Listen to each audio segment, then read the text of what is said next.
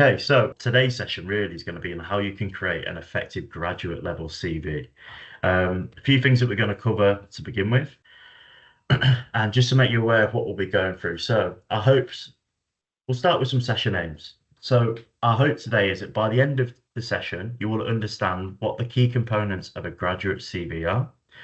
We want you to be able to recognize the importance of tailoring your CV for each position that you are applying for. And I can promise you, you're going to be sick to death of hearing the word tailoring come out of my mouth by the end of today. We want to help you to learn how to highlight your relevant skills and experiences. We're going to touch on obviously your work experiences, but also things you've learned in the classroom, things that you've learned just from personal life too. Help you to avoid common CV mistakes, and I'm going to go through some of those in a moment. And hopefully, we'll have you gain confidence in writing and refining your CV. So, before we go anywhere, though, I just want to open the floor to a few people or to everyone in the chat and just basically see where everyone currently is in terms of their career, what they're currently doing. Don't worry, this isn't going to go anywhere. We're not going to hold you accountable to this. It'd just be nice to get a bit of a flavour as to what everyone's currently up to. So I'm just going to stop sharing so I can see everyone. Feel free to unmute yourselves or put anything in the chat and we'll just hang fire for a second. So it doesn't have to be anything too strenuous. Just if you're currently working, sort of what you're doing, if you're volunteering, looking for work, need help with your CV, any support or anything that you want to add at all is absolutely fine. I suppose another question would be kind of what's the goal of attending this session? What would you like to get out of it would also be really helpful. Hello. Hi, Anna. Hi, Anna.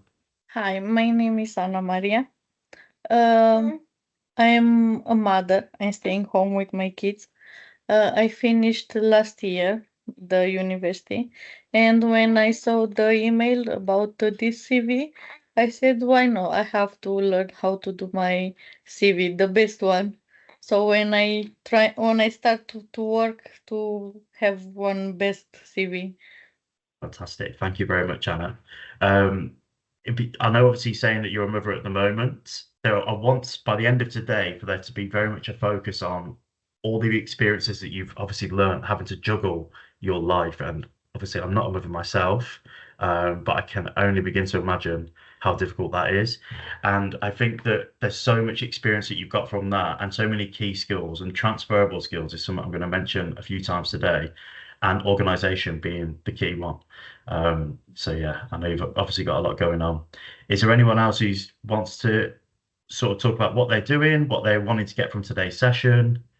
Okay, so what we'll do then, not a problem. We're going to jump into the next step. I'm just going to reshare my screen, so please keep an eye out on the chat and everything, everyone. Let me just get this up. Okay, so thank you for all your comments.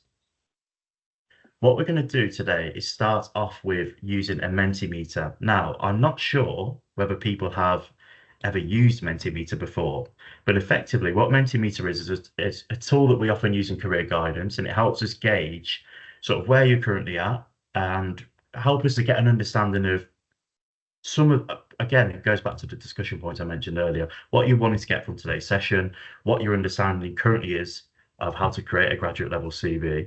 And then we'll actually do another one of these at the end just to see if there's been any sort of progression and see if there's any further support that you need from us. So if you are on your laptop, you should be able to scan the QR code that's on the screen now. If not, what I'm going to do is just jump off the stop sharing, sorry, and I'm going to pop that in the chat just so that everyone can get access to this.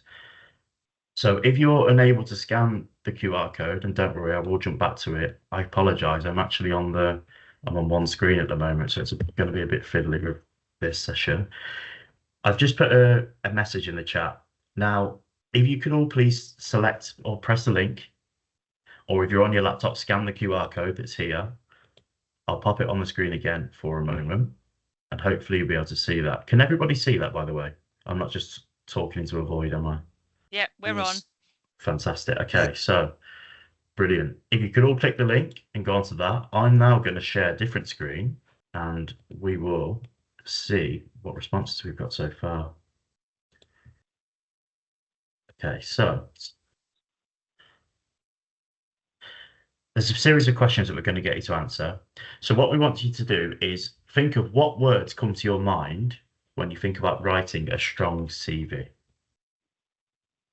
I think what words come to mind when we think about writing a strong CV, and what can be really challenging is knowing, like you said, how to link our experience to a job role. I think Yeah. I find challenging. Yeah, absolutely. I think that one of the key things that we get when we speak to students, or just anyone really, is how to almost sell yourself, for want of a better phrase, but how to show your skill set to employers.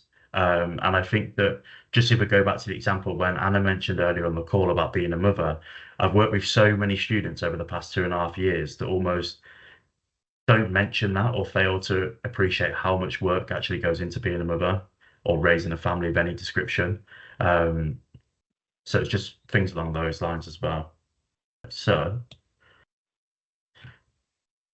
if everyone is on the Mentimeter, what we're going to ask you to do is answer the following question. So what we want to know is, has anyone ever written a CV before?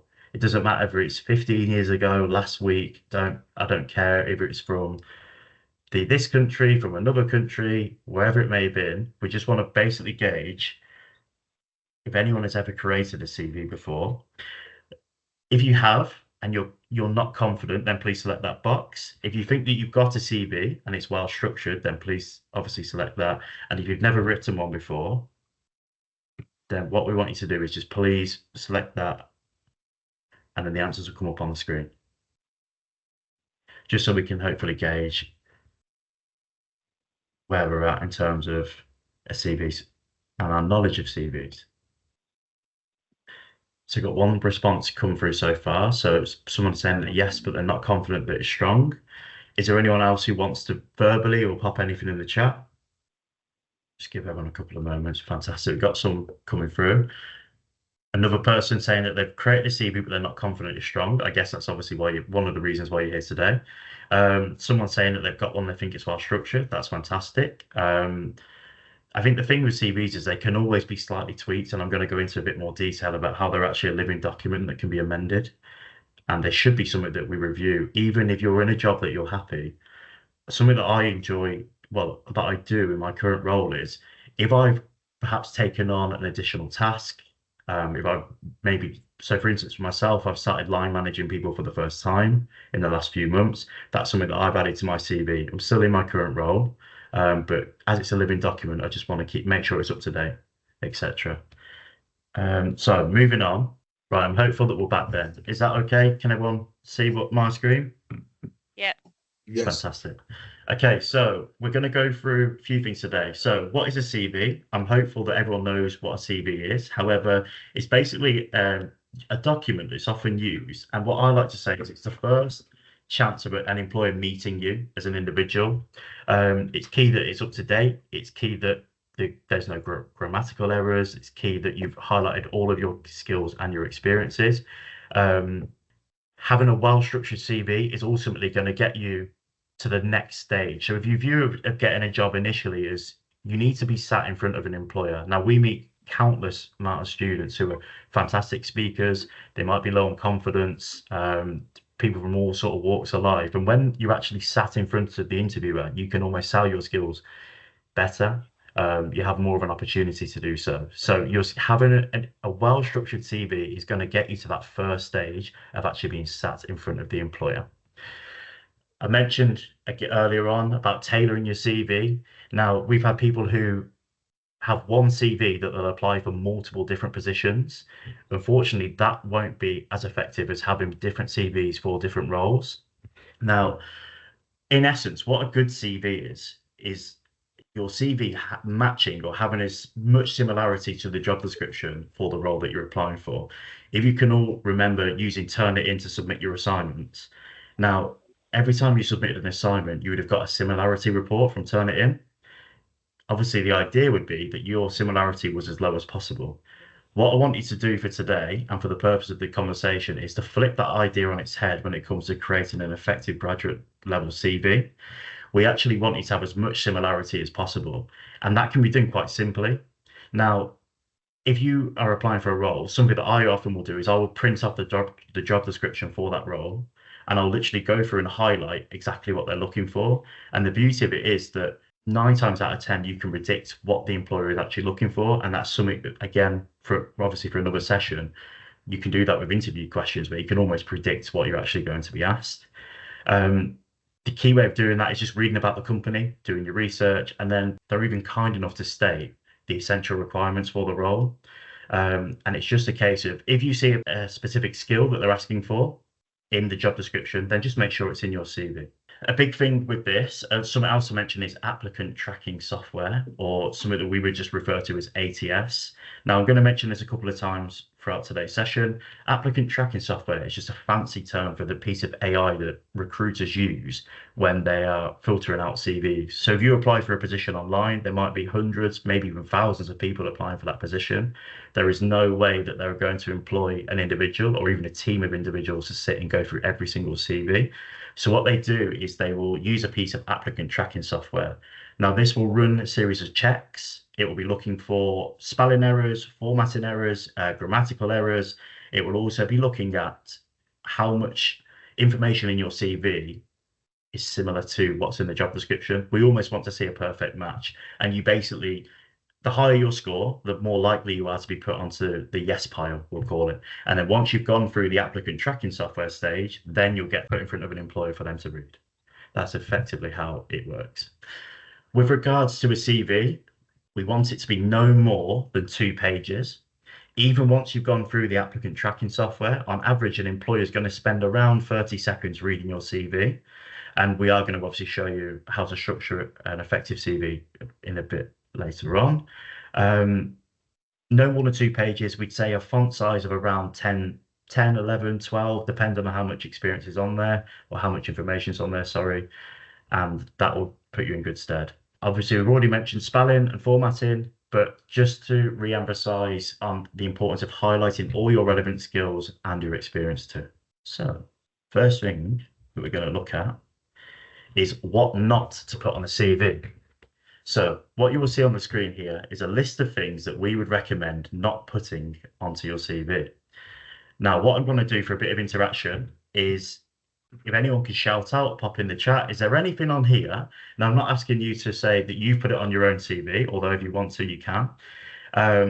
Is there anything on here that shocks you, that you would usually believe that you would put on your CV, and you're shocked to see it on there?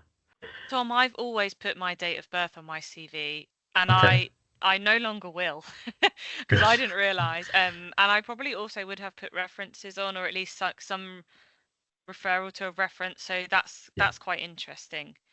Yeah. I'm intrigued to know what the kind of the justification is, because I think those are the kinds of things that you're always taught at school to put on. But obviously times have changed, haven't they? And it's interesting to also know about this software. So we have to learn with the times. I don't know if anyone else is equally as shocked by that. Yeah, absolutely. And anyone feel free to sort of interject or pop anything in the chat. But what these basically are a list of potential obstacles that prevent you from getting invited to interview.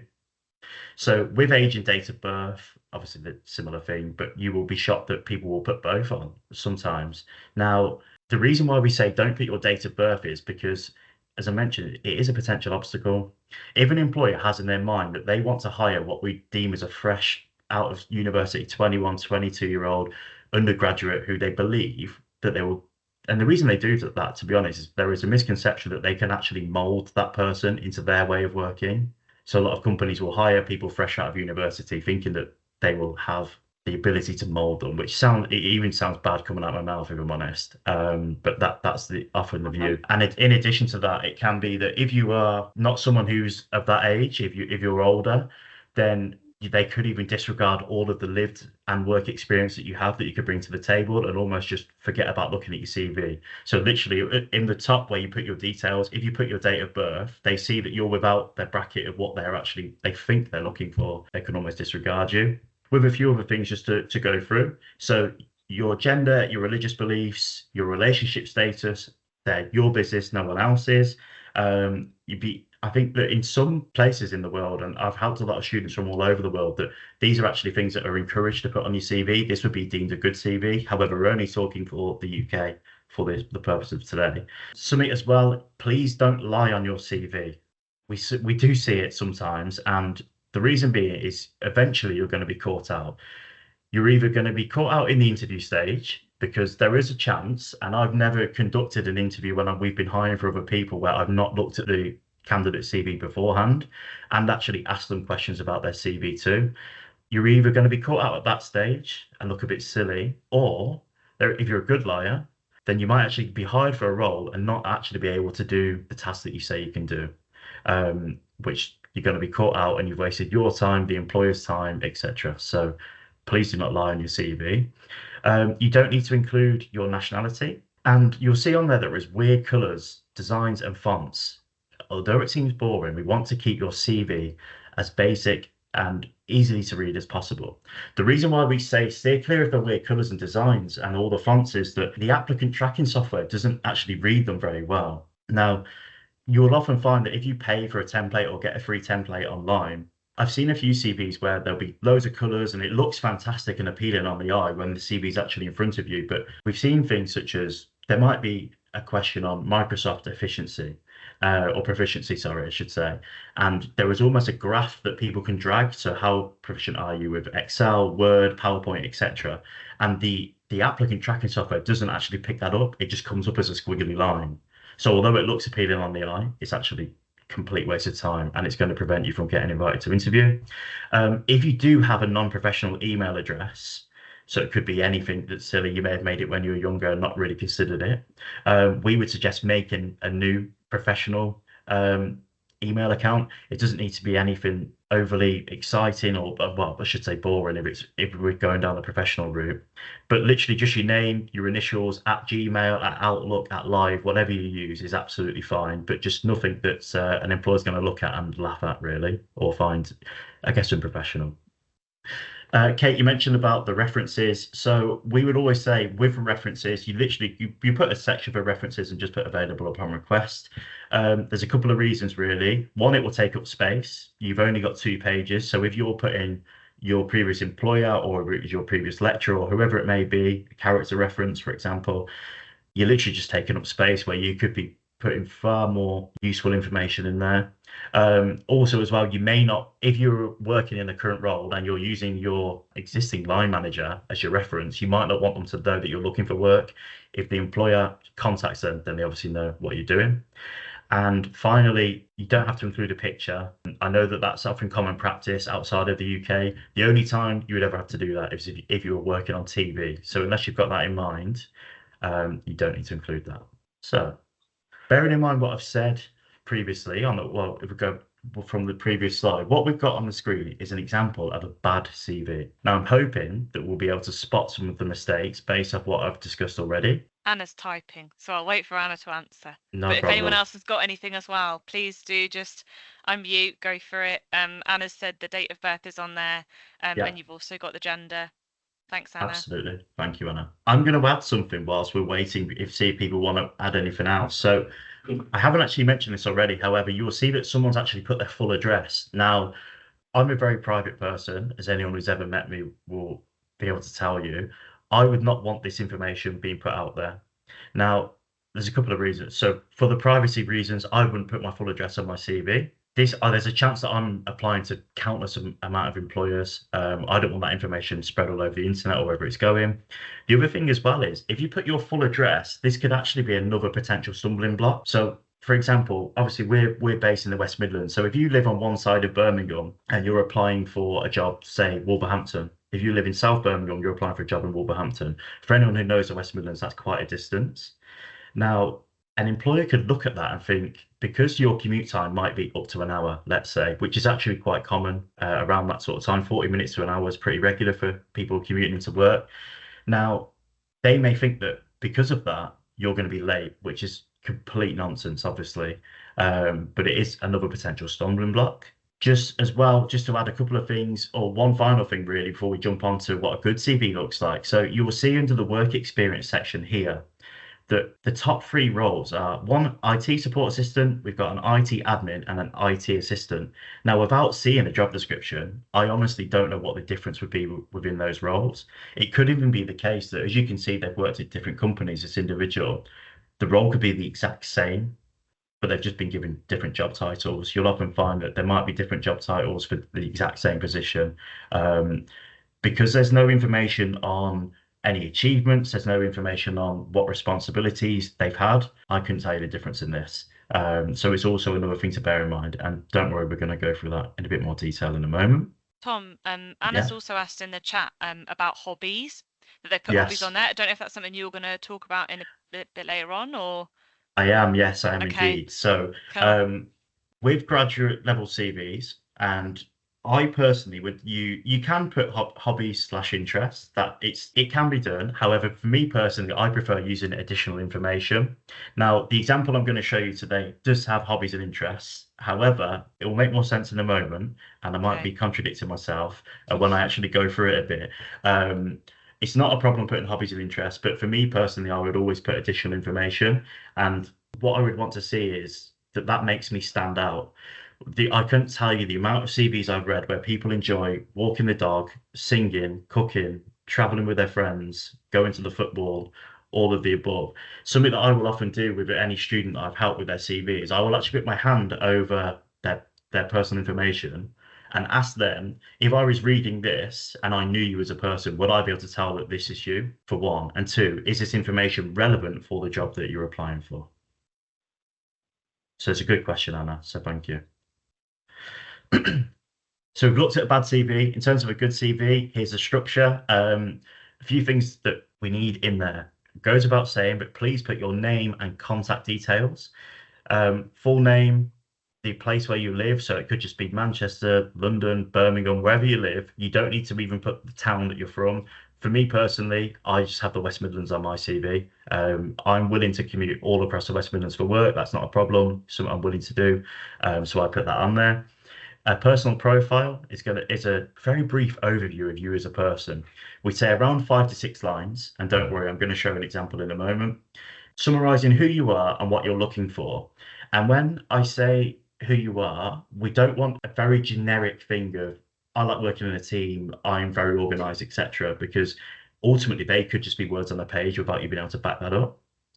And when I mention about being able to say what you're looking for, being as specific as possible will help you. So, for example, and again, this goes back to the applicant tracking software that we've discussed already. If I am looking for a role as a healthcare assistant, I would literally put, I am now looking to begin working in a role as a healthcare assistant. If I'm looking for a role as a business development manager, I would do the same. I'm now looking for a role where I will begin working as a business assistant or business manager, etc. Being as specific as possible will help. Key skills and achievements, these will just be bullet points, and we're going to go through some of those in a moment. And again, your key skills, I can't emphasize this enough, can be transferable.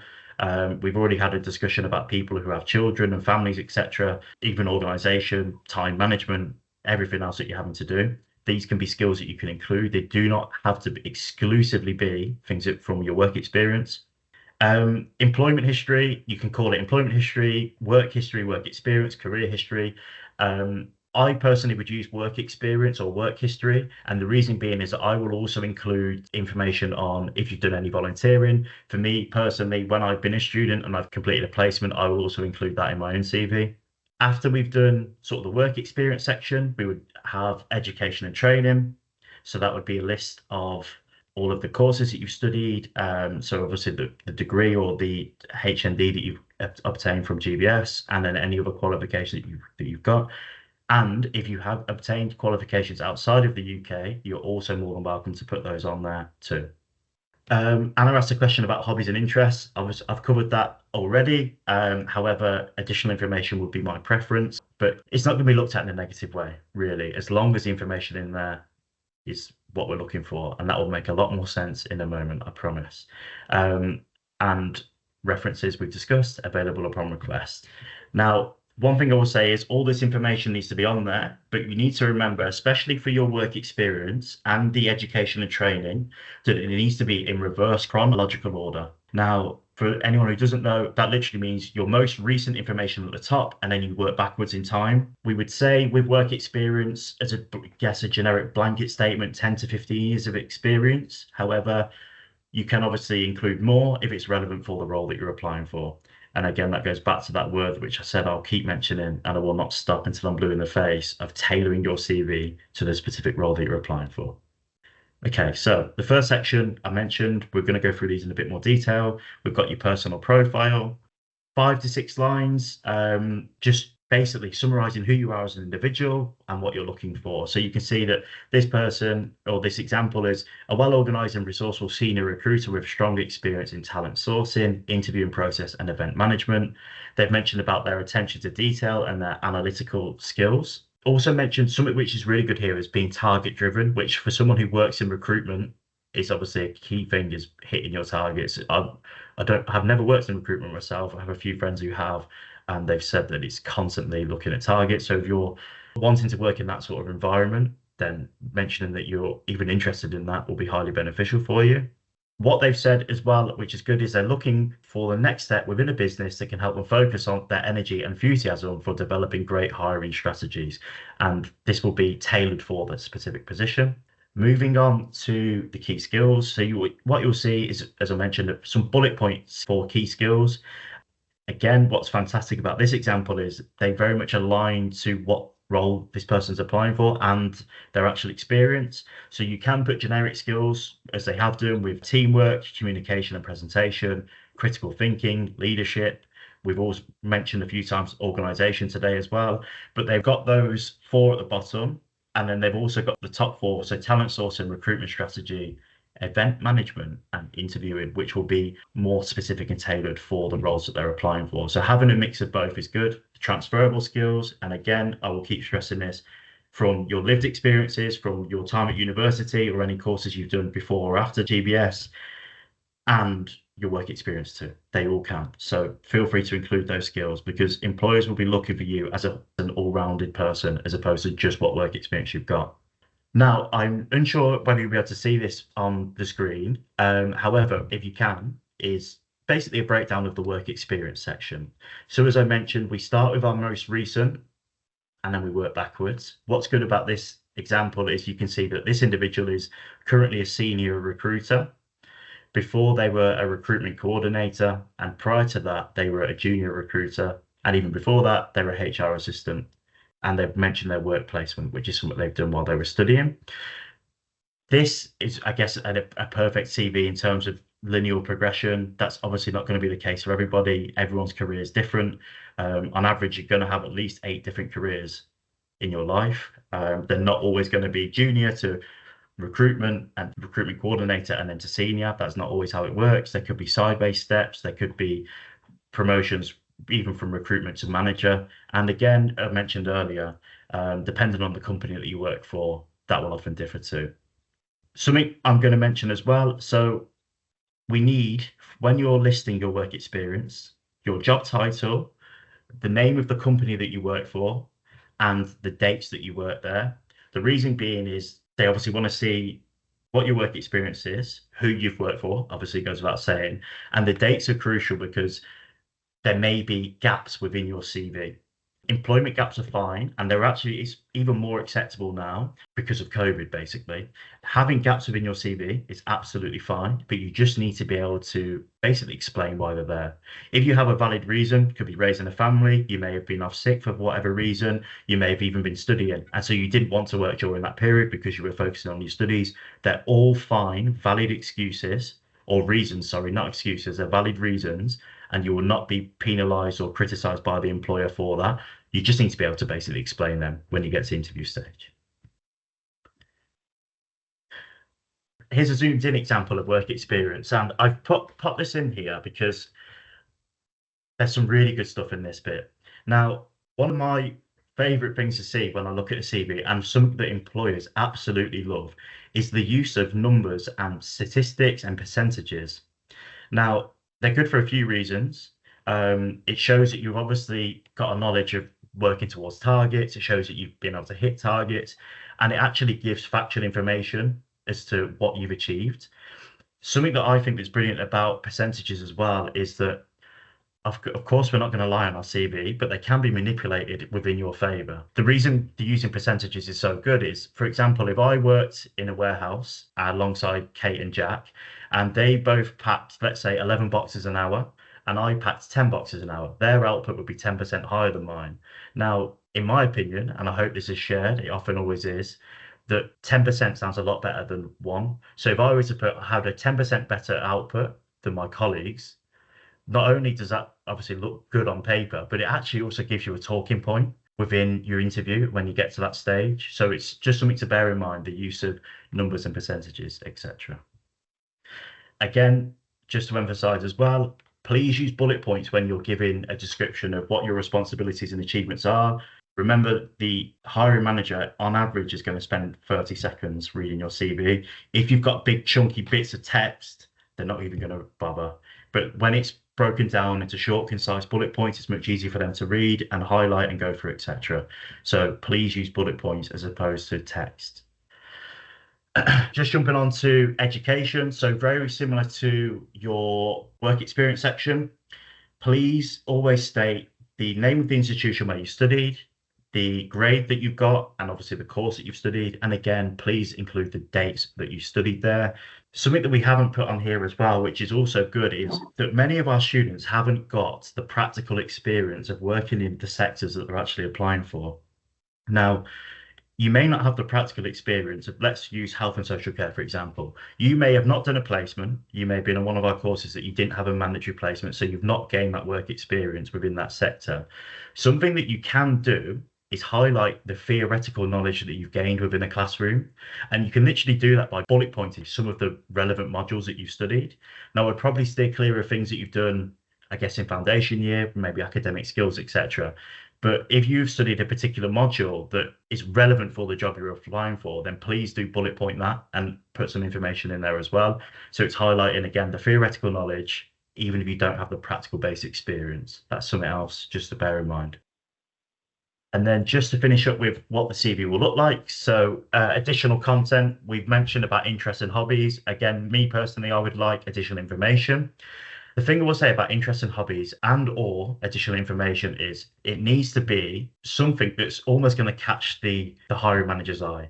I've already given this example, but if someone in the call was to say that they enjoy listening to music, going to watch football with their mates, cooking, going on holiday, there is nothing that I've just said, if they were your hobbies that are different to mine, they're exactly what I like doing too. If it doesn't make you stand out, I would say it's not, there's literally no point including it. What's good about this example is that this person has stated that over the last year, they've been volunteering at their local food bank. Again, volunteering shows that you're willing to give up your time to help others, give back to your community, etc. So it's a good thing to have. They've put in their free time, they like to practice yoga. Again, that's personally not something I would put. However, you're more than welcome to include that if you wish. Yoga is something that's not walking their dog, playing football, etc. That's quite common. What's really good about this, though, is that they're currently learning French online. And I will say that many of our students at GBS can speak more than one language. If you can, please include that within the interests and hobbies and or additional information section. It's another string to your bow, and it's something that employers really value, especially if you work in the healthcare sector, for anyone who may be looking down that avenue. Or in general, if you have the ability to speak another language, there might be an opportunity that arises where you're going to have to interact with someone who can also speak that language. It helps build rapport, it helps build relationships, etc., and makes people feel more at ease. So it's something we always encourage to use. And then again, with references, just available upon request is fine, due to it not taking up the space. There's a couple of resources here. We've got the Prospects website. So Prospects is a career guidance tool aimed at current undergraduate students, postgraduate students, people who, like yourselves, are alumni for an institution. Some really good information on there that we'd encourage you to have a look at. I've shared the CV and cover letter link, and we will send out the slides and these links after today. And then we've also put target jobs. So there's some template CVs and example cover letters for you all to have a look through at a later date. So we've done one of the Mentimeters already. I've now put a different one on the screen. What we're going to ask is, what is the most important thing that you've learned today? And basically what you want to do is either shout out or type any words that will come onto the screen, and then feel free to put them in. So it could be anything, how to create a graduate level CV, how to highlight transferable skills, etc. So anything along those lines.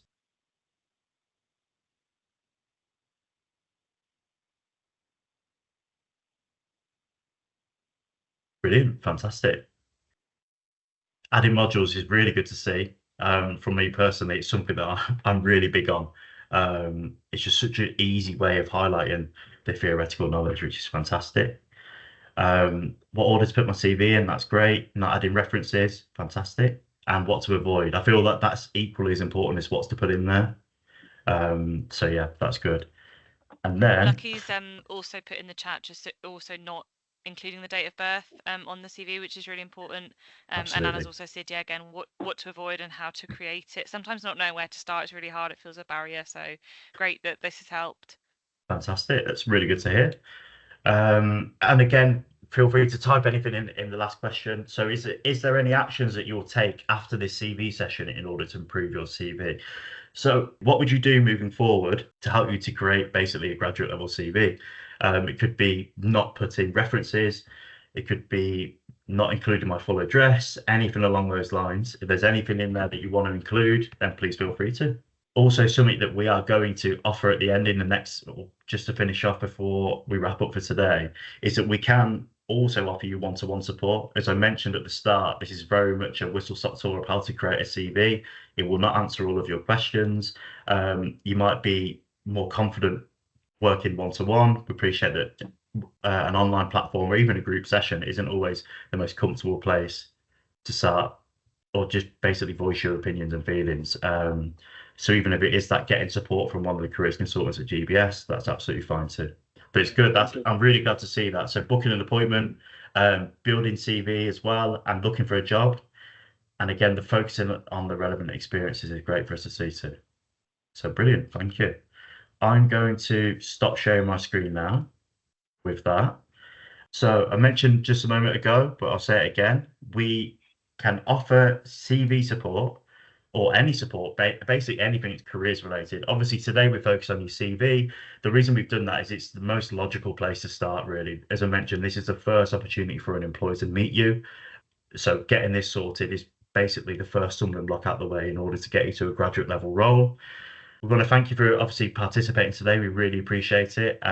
If there is anybody who would like to book a one-to-one career guidance appointment, then you will see below that we have the alumni email address. Now, this is manned by the alumni team, so Kate, Jack, and one of our other colleagues as well. They will be able to get in touch with you, see where you're based, and see what support you need and direct you to the right person. I know that you've obviously left GBS now, so you may not want to come in. You're more than welcome to come in and have a one-to-one in person. For me, as a careers consultant, I find that I will get more out of it if it's in person. You can have more open and honest conversations. We can book them for half an hour, basically however long you need. If you can't come in for whatever reason, that's absolutely fine. We can also offer appointments either online through Teams, you can do it through Zoom or any other way that you need. And we can also do them over the phone, even if that's initially just have a conversation. So you've got ample opportunities to basically get support. So yeah, I hope if Jack, if you could pop, if you haven't already, sorry, I can't see the chat. If you could pop the email address in there, just so the students can get in touch, that'd be fantastic. But yeah, thank you for coming. I guess, is there any questions just for the remaining few minutes? If anyone's got anything they want to add or ask me or any of the other team, then feel free. I'm going to stop sharing so I can see you all. I've almost been looking at myself for best part of an hour, so it'd be nice to actually see other human beings. But yeah, if there's any questions, pop them in the chat. No, that's fine. Thank you. It's brilliant. You're more than welcome. Thank you so much, everyone. Thank you for We'll joining. let Yeah. you go ever so shortly. Huge thank you to Tom. Tom's one of our most valued careers consultants and does great work with all of our learners and our graduates. And obviously, as Tom said, you guys have finished your course, but that doesn't necessarily mean that the support is over for you guys. You still can access the careers department. All of this support is free. Just drop us an email at that email address that we've popped in the chat. It's also where we email you from every month, so you'll be able to see it. That will come to myself or Jack and one of our colleagues, Faith, as Tom said. any questions at all about any of the support that you might require, be that a job search, be that I don't know where to start with my career search, I don't know where to start when it comes to what I want to do next, all of that stuff is relevant questions that we can support you with. It doesn't end because you guys have finished your course. You're with us for life, and you've got that support forever. So please do link up with us. You know where we are.